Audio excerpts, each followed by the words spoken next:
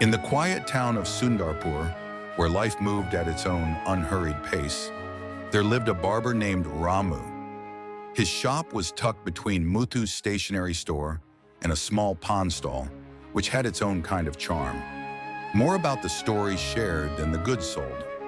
Ramu's salon was modest, with one chair and a large mirror that always seemed to catch the soft sunlight filtering through the open window. Ramu had been cutting hair for 32 years. He was well known in town for his steady hands and quiet demeanor. The men of Sundarpur trusted him with everything from their first haircuts to the annual Diwali trim. Ramu's life was simple, his routine predictable. Every morning he opened his shop at precisely 8:02 a.m., swept the doorstep with care, and then sat back in his chair, waiting for the first customer. But one morning, as Ramu waited for the usual flow of customers, a man entered his shop looking rather flustered. He was a stranger, wearing a worn-out coat and carrying a crumpled piece of paper.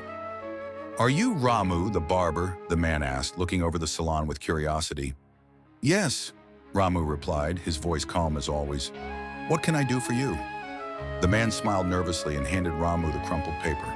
"I've won the lottery," he said with a proud gleam in his eyes, "and I need a good haircut. I'm going to the city to collect my winnings. It's all very exciting, you see." Ramu took the paper and glanced at it. Sure enough, it was the winning lottery ticket, and the numbers were freshly printed, their significance obvious to anyone who could read.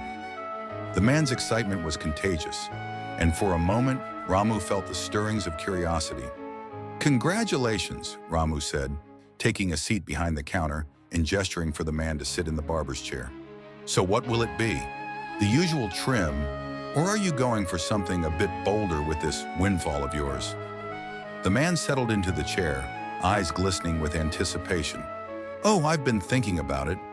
Maybe a little shorter, something that shows I'm a man of success now. I can afford to look better, can't I?"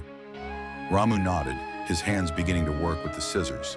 The man's hair was soft and thick, but his thoughts seemed elsewhere, always drifting back to the lottery ticket, to the grand future awaiting him in the city. Ramu continued cutting, but his mind wandered too. He had heard stories of people winning lotteries, of how their lives changed for a while, and then returned to old routines, sometimes even worse off than before. As Ramu snipped away, he spoke in his usual measured tone. "You know, I once heard that people who win big prizes often end up with more trouble than they bargained for." "You'll have to be careful, my friend." The man chuckled, the sound slightly nervous. "Oh, I'll be fine. I've thought about it all night.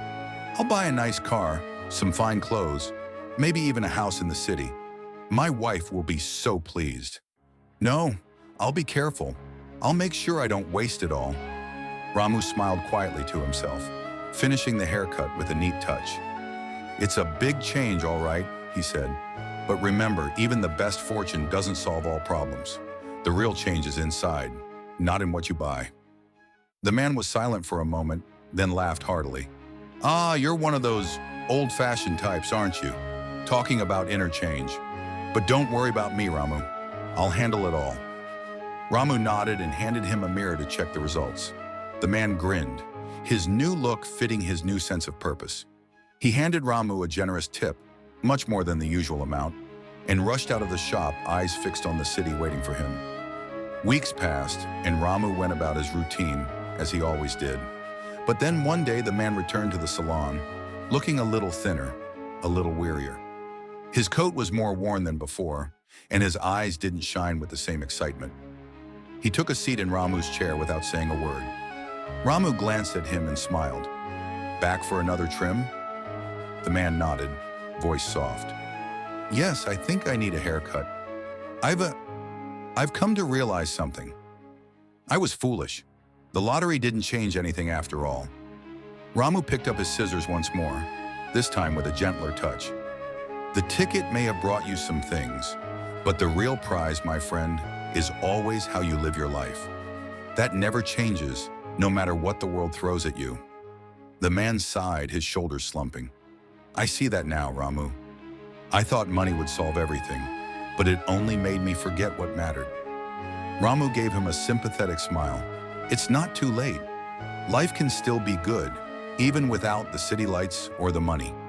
And so, with a simple trim and a quieter heart, the man left the barber shop, a little wiser and a little more grounded than when he had arrived. His lottery ticket now just a memory of what had once seemed so important. Happiness is not a treasure to be found in the fleeting riches of fortune, nor in the promises of success that come from outside of us. True fulfillment arises from within, the quiet wisdom to accept life as it is, the strength to live with purpose, and the grace to find contentment in each passing moment. External wealth may offer temporary excitement, but the deepest transformation occurs when we realize that it is not what we acquire, but how we live, that shapes our true happiness.